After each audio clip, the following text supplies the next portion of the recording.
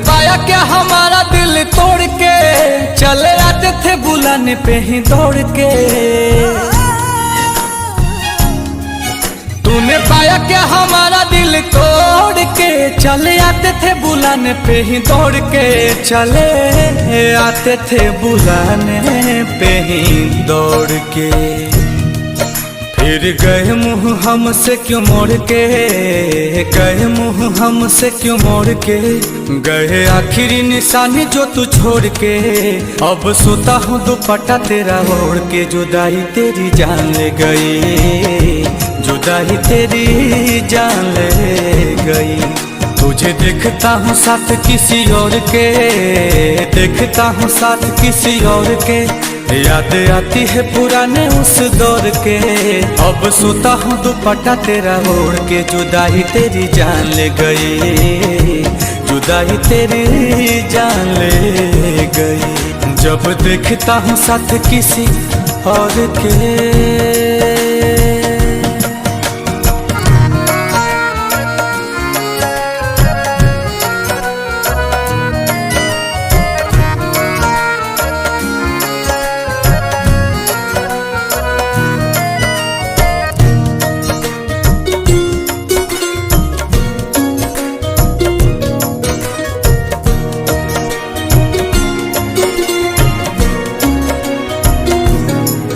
तेरी मेरी पहली वो मुलाकात थी, उस दिन से ही तू मेरे साथ थी।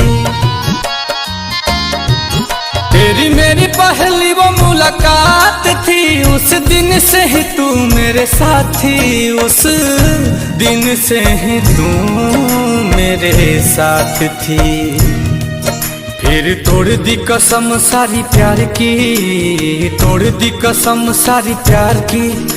तुझे हुई ना फिकर तेरे यार की। अब हद हो गई है इंतजार की। जुदाई तेरी जान ले गई, जुदाई तेरी जान ले गई। गए आखिरी निशानी जो तू छोड़ के, आखिरी निशानी जो तू छोड़ के। फिर गए क्यों हमसे मुंह मोड़ के।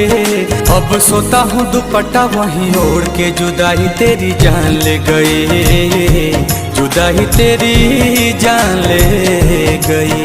जब देखता हूँ साथ किसी और के।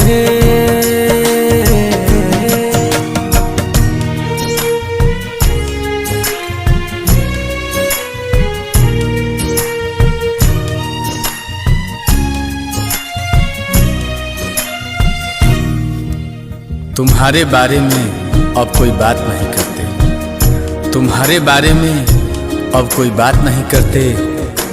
तुम्हें सोचकर अपना वक्त बर्बाद नहीं करते। पर जरा सा भी भूला नहीं हूँ तुम्हें, पर जरा सा भी भूला नहीं हूँ तुम्हें।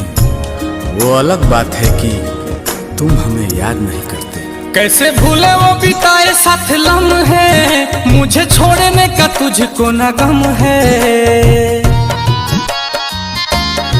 ओ कैसे भूले वो बिताए साथ लम्हे, मुझे छोड़ने का तुझको ना गम है।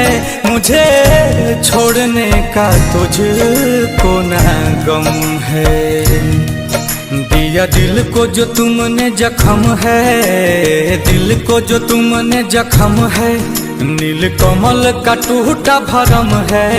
हाय रहबाए कैसा सितम है। आंसू की मुस्कान ले गई, जुदाई तेरी जान ले गई। गए आखिरी निशानी जो तू छोड़ के, आखिरी निशानी जो तू छोड़ के। अब सोता हूँ दुपट्टा तेरा ओढ़ के। चले गए नाता गहरों से जोड़ के। जुदाई तेरी जान ले गई, जुदाई तेरी जान ले गई। जब देखता हूँ साथ किसी और के।